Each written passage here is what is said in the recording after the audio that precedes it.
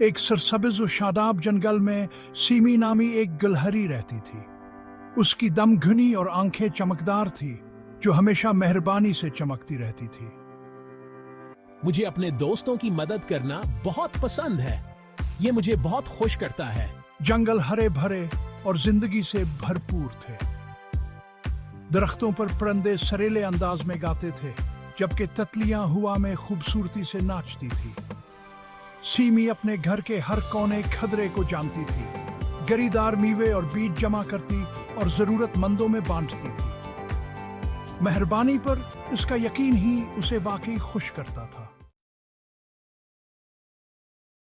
एक धूप वाली सुबह एक चीख ने जंगल की खामोशी को तोड़ दिया। क्या मामला है पूपी? मैंने अपने बैर खो दिए हैं।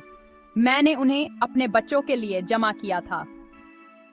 पूपी दी पॉसम अपने पसंदीदा दरख्त के करीब सिसकियां ले रही थी, अपने खाली थैली की तरफ इशारा कर रही थी। फिक्र न करो पूपी, मैं उन्हें ढूंढने में आपकी मदद करूंगा। शुक्रिया सीमी, तुम एक सच्चे दोस्त हो।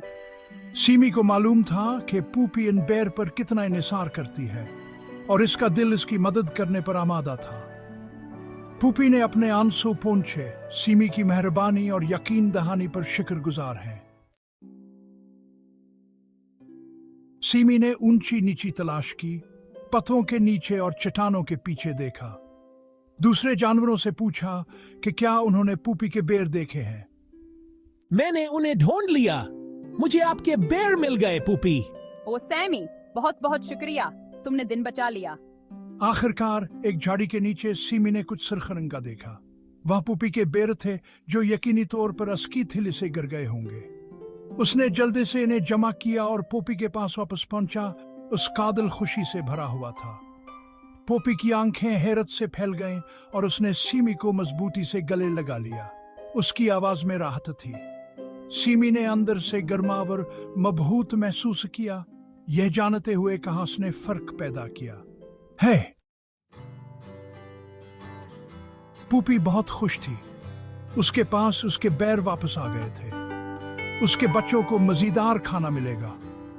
वो जानती थी कि इसे सीमी का सही तरीके से शुक्रिया अदा करना है। आपके लिए सीमी, अपनी शुक्रगुजारी जाहिर करने के लिए। अगले दिन पूपी ने सीमी का दौरा किया। वहां उसके लिए एक तहफल आई। यहाँ एक खूबसूरत चमकदार बलूत था। यह सबसे बड़ा बलूत था जो सीमी ने कभी देखा था। सीमी को छू लिया गया। इसने पूपी को गले लगा लिया। सच्चे दोस्ती सबसे बड़ा तहफा था। सीमी ने बुलवत को बेताजीज रखा। इसने इसे पूपी और उनके खास बंधन की याद दिलाई। इसने सीखा कि मेहरबानी हमेशा वापस आती है। सीमी की मेहरबानी की खबर पूरे जंगल में फैल गई। दूसरे जानवर मुतासिर हुए। वो भी एक दूसरे की मदद करने लगे। बेनी दी बीवर ने एक नया डीम बनाने में मदद की। रोंडा दी खरगोश ने खाना जमरने में मदद की। जंगल एक खुश जगह बन गया। हर कोई एक दूसरे के लिए मौजूद था। मुझे अपने दोस्तों को मेहरबान देखकर बहुत अच्छा लगता है। ये मेरे दिल को गर्मी से भर देता है। जब वो सब मिलकर काम करते थे तो जंगल एक बेहतर जगह थी। सीमी को एक अहम बात का एहसास हुआ। मेहरबानी एक बीज की तरह है।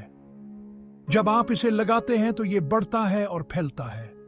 ये दुनिया को एक रोशन जगह बनाता है। वो सबके साथ मेहरबान रहा। वो जानता था कि मेहरबानी के छोटे छोटे काम भी बहुत बड़ा फर्क ला सकते हैं। और इस तरह जंगल मोहब्बत और दोस्ती के साथ परवान फूला। जानवरों ने सीखा कि एक दूसरे की मदद करना जरूरी है। उन्होंने सीखा कि मेहरबान होना सबको खुश करता है। जंगल मोहब्बत से भरी हुई बरादरी थी।